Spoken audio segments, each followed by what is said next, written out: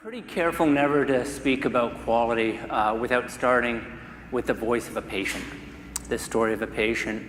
And I thought it would be only appropriate actually to pick a patient today that I'm going to call Scott, who is a patient in a family health team that was in the very first wave that George picked, the Seton House Family Health Team. And so I thought, in honor of your legacy of family health team and primary care, I'm going to pick a patient who received care from a family health team that was not just one you picked, but actually was in your riding, George. But I understand that. But this is somebody who would have walked the streets in your riding and your community that you cared very much about. Scott was a 51-year-old male. Like all of my patients at the family health team, he's homeless. Like almost all of my patients in that clinic, he has mental health, he has a schizoaffective disorder. And like all of my patients pretty well, or at least probably close to 80%, he has multiple addiction issues. His specifically was alcohol and nicotine. And so he lived at this largest shelter actually certainly in Canada, one of the largest shelters in North America, Seton House. And he went in a very, very heavy period of drinking to the point where he was unable to care for himself. He wasn't eating anything, he was getting into altercations, he couldn't provide basic hygiene for himself. And so he was brought in from Seton House into our primary care practice, into our family health team, where he saw one of my colleagues. And my colleague saw that he was in such a state of sort of disrepair that actually a very difficult decision was made. And that was the decision to place him on a form, to remove his independence and his rights, and to place him under the Mental Health Act. The police were called. He was taken to the hospital, St. Mike's, which is right across the street, by the police. And in the emergency room, he actually then was admitted and taken to the internal medicine unit and then into the psychiatric unit and under psychiatric care, and actually asked to go into a treatment program. But here's the interesting thing. An inpatient treatment program you can only get into, at least in the GTA and in many other areas, but certainly in the GTA, with two criteria. First of all is having a primary care provider, which Scott did. And the second is actually having a fixed address to go to at the time of your discharge, which for a homeless person is actually hard. So his primary care provider, my colleague, did a really good job, called around to several of the local shelters, and they broke their rules, which is, because their shelter system, they're always under stretch. They never say, yeah, in 6 weeks you can have a bed, right? Like, they don't know if this person's gonna show up. They don't know if they'll have capacity. Like, it's really hard to plan 6 weeks. They say, today, this is our capacity. Today, I have a bed or I don't, and if I don't, you can call back in 45 minutes and call back in 45 minutes. But 6 weeks out is an eternity. But they broke their rules. They broke their rules and said, we will guarantee a bed for Scott, so Scott could go off into treatment. And by all accounts and records, he actually did very well. But as soon as he left the treatment program, he began to drink very, very heavily. And to his credit, Scott made it to the shelter where he had a bed reserved, but it was what's called a dry shelter. And because he was intoxicated, he was turned away. Continued to drink, possibly use other substances, but to his credit, made it to another shelter.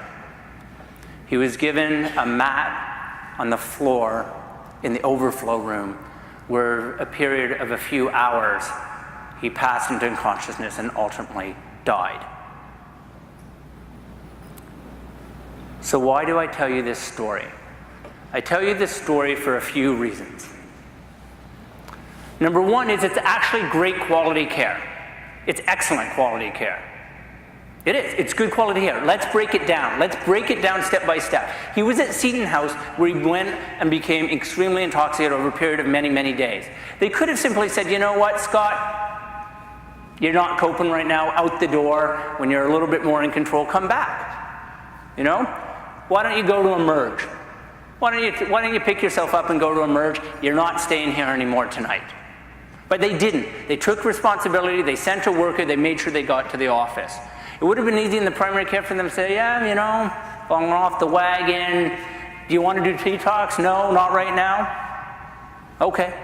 But they didn't. They took that very difficult decision, especially in primary care. Sean's here. Sean, I don't know how many times within your office-based setting you form people.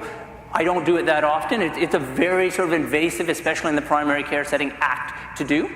The police came. And although he got a bit agitated and escalated in the presence of armed police officers, they didn't use force, they didn't cuff him, didn't pepper spray, they didn't taser. They created and respected the situation with high skills of training and got him into the back of the police cruiser and into the emergency room without physical force. And we know that does not always happen, but it did in this case. The emergency room could have said, you know what? Start an IV, we'll check your thiamine, your B12, run you some IV fluids, why don't you stay here for a few hours and out the door? But they actually got him into care. GIM could have said, you know what, our beds are full, gee whiz, you know? Why don't you keep him in emerge an extra 12 hours, we'll sort of check him. But they didn't. All along the step, though. We had a withdrawal treatment that sort of changed their rules and everything. At every step along the way, this looks like good care. But at the end of the day, we have a system that failed. We have a system that failed an individual who died at the age of 51. And here's the other reason I tell this story. Because at 51, as a homeless man on the streets of Toronto, he outlived his life expectancy by about a decade. A decade. Yesterday, I went to the funeral of Ramsey Whitehead. He died at the age of 41, a victim from childhood of physical abuse in the residential school system, who spent much of his life in and out of the incarceration system and the justice system, who went back and forth from the streets of Toronto to his community up in the farther northernmost part of Ontario.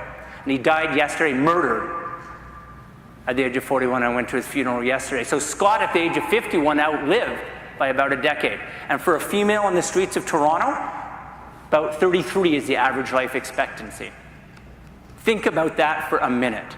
That's the second reason. The third reason I tell this story is because although it's excellent care, it failed. But where's the authority? Where's the oversight? Where does this case get reported to? Is the failure of my family health team and my primary care doctor? Is it a failure on the part of the withdrawal treatment program? Is the failure on the part of the emergency room system? Not per se. In fact, they all at the sort of first blush and even at a deeper look did a good job. So where is the oversight for a system of quality? Who is going to look at Scott's case and work to make sure we don't have 10 more in the year ahead? Where does the integration come from? Is it the LHIN? Is it what has just been released in legislation in the last 30 minutes, the new sub-LHIN regions? If you're bored of talking to me, you can read the press release, or bored of hearing from me. Just came out today. The new legislation for patients first came out in the last 30 minutes. So this issue of responsibility at a system and a subsystem level for integration of people like Scott remains one of the greatest challenges we have on the quality agenda. But when I say quality, the first thing we actually have to do is understand what the heck I mean. So when I say quality, each of you instinctively thinks you know what I mean. Each of you instinctively says, yeah, quality, I get it. But if you were each to sort of take a piece of paper and write out in no more than 25 words, 50 words, 150 words, that's 10 more than Twitter will let you have. So we'll keep it 140. What does quality mean? We'd have overlap, but we actually wouldn't have consistency. And the reason that matters is because if we actually want to collaborate on the difficult challenges of quality for making things better for people like Scott and millions of other Ontarians who need better quality care, we actually have to have a common definition, or we just have a Tower of Babel. So Health Quality Ontario spent a lot of time looking around and sort of saying, well, how do we define quality? Now, typically in Ontario, when we want to do something new or define something, we decide to go it alone and reinvent the wheel. This time we decided not to. We decided, you know what, we're going to go with the Institute of Medicine. It's been used by thousands of organizations around the world, and it can probably be good enough for Ontario. And so these are the 6 dimensions of quality, and certainly equitable brings to mind this issue of equitable care, which we'll talk more about. But these are the 6 dimensions. So as you go forth into your organizations, whichever organizations you're in, and you want to have a conversation on quality, start with the 6. How you do it, which one you pick, which ones you prioritize, that can vary. But at least let's use a common language. Could we argue and quibble about, you know, should it be effective versus effectiveness? Should it be timely instead of accessibility? We could quibble, just like we could quibble over the LHIN boundaries. But let's not. Let's actually get on to the job of not quibbling over what it means. Let's use the definition used by thousands of organizations around the world, and let's start the work of actually using a shared language and improving quality. So what are the challenges of quality? The challenges of quality, and people always say, are you telling me there's no good quality care in Ontario? No, there's great quality care. What we don't have is a consistent application of the quality of care. So this is C-sections. And not just C-sections writ large, this is C-section for what we'll call low risk. One baby, healthy mom, healthy baby, pointing down, at term, nobody's early, nobody's late, no quadruplets running around in there. Nobody's showing up at 32 weeks. Like, this is low risk obstetrics. And this graph is not comparing hospitals around the world, Kenya and Uganda and Poland and Lithuania and Canada. These are all Ontario hospitals that do C-sections. And so if you think about low-risk C-sections, which we've been doing for many, many years now, this is not a newfangled procedure that we're still sorting out the technicalities of. Low-risk C-sections, all in Ontario, all CPSO, College of Nurses certified teams. The rate of C-sections for these women is anywhere from sort of 4.5% to 38%. Think about that for a minute. The cost, the morbidity, the occasional mortality that comes with a procedure that's carried out thousands of times a year in the province of Ontario. Most common cause for admission in Ontario for kids is asthma, to the best of my knowledge. And yet depending, and let's take out all the rural hospitals and all the small hospitals, life is different. When I was working in Dryden, Ontario, and a little kid showed up with a bit of asthma after a 2-hour ride in from Vermilion Bay, or an hour and 20 minutes in from Vermilion Bay at 3 in the morning in a snowstorm, yeah, I'd probably say, you know what? Why don't we keep you overnight? I'm not that worried, but we'll keep you. This is large centers. These are large centers, largely in southern Ontario. And yet what you see in here is a massive rate of variation for a common condition. Common condition. COPD, one of the most common conditions, again, for hospitalization, incredibly common condition and on the rise.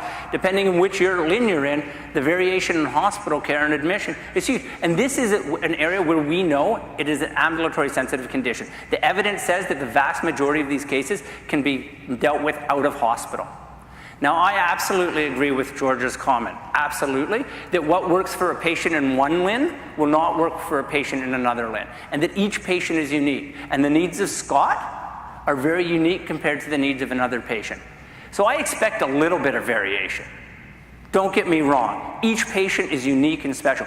But this isn't a little bit. These are multifold ranges of variation. This isn't sort of, C-section rates in the north in winter. I expect them to be a little higher. When I was involved in C-section rates, I had the privilege of snowshoeing to a delivery in Atikokan. We don't do C-sections in Atikokan, but we do about 10 deliveries a year or so. I expect those rates in C-sections and transportation issues in that type of hospital or in Dryden or something, I expect them to look a little bit different. But not like the graph I showed you. Not that type of variation. That is actually bad quality care. And now let's just look at hysterectomy rates. So the bottom in red says if you have a hysterectomy for cancer, the odds if you have cancer of getting a hysterectomy, they're pretty stable wherever you are in the province. If you have cancer, you're going to lose the uterus, you're going to have a hysterectomy, and that is a good standard of care, and it's nice and consistent. But if you have a very, very common condition, which is abnormal uterine bleeding, a very common condition, of which there are many, many options other than surgery to treat it, and surgery has risks of morbidity and mortality in some cases, never mind cost, what you see is a huge variation. If I broke this out by hospital, it would look like that C-section rate again. So if we just pick the provincial average, you would actually have 1,000 fewer hysterectomies a year. 1,000 fewer. And if we actually said that that LHIN that had the lowest C-section rate was providing the best sort of care and using all the non-surgical options most appropriately, you would actually have almost 7,000 fewer hysterectomies a year. So again, I'm all for individualization of patient care, but this isn't about individualization. This is about gross variation in core practice patterns on common conditions that we see every day. So what can we do about it? What can we do about it? What we need is what I call the path to better. The first thing is we need information. If we don't know how we're doing, we can't get better. And that information comes from, thank you, 5 minutes. 15, right? Got it.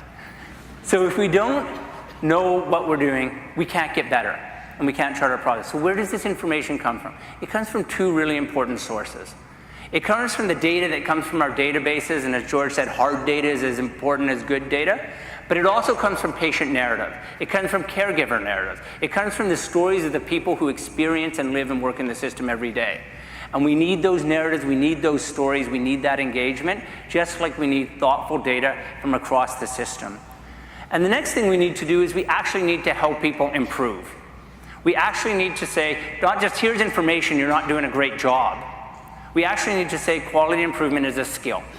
And I think it's why it's so fantastic that this conference and others are so focused on doing better, because knowledge improvement, the process of quality improvement, is a hard-learned skill. And we need to set a goal. We need to say something like 25% of every healthcare, of every organization should have people with the knowledge and the skills of improvement science. Because it is a dedicated skill. And we can't just tell people, you're not doing well, fix it. We'd never do that to our children. We'd never do that to our pupils in school. We'd say, you're not doing as well as you could, so here's how you're going to get better, and let me help you. Here's how the process of learning goes. So if we want people to do better, we actually have to commit to saying X% of our organizations will have people with the knowledge and the skills of improvement science. And finally, ultimately, it all sits on a shelf unless you have leadership. And that's what this room represents. This room represents people who've taken the time out, 450 plus, I think was the number you mentioned, who've taken time out of their very busy days to say, we can do better. We can do better. And that is leadership. So what are you going to do after today and in the days going forward to be able to do something better and different?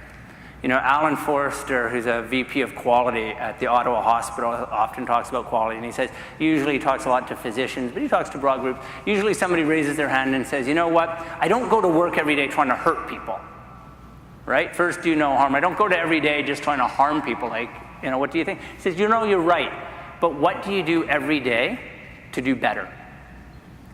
And so whatever your role in the healthcare system is, the opportunity we have before us is actually to improve. It's to do better. To do better tomorrow than we are today, next week than this week, next year than this year.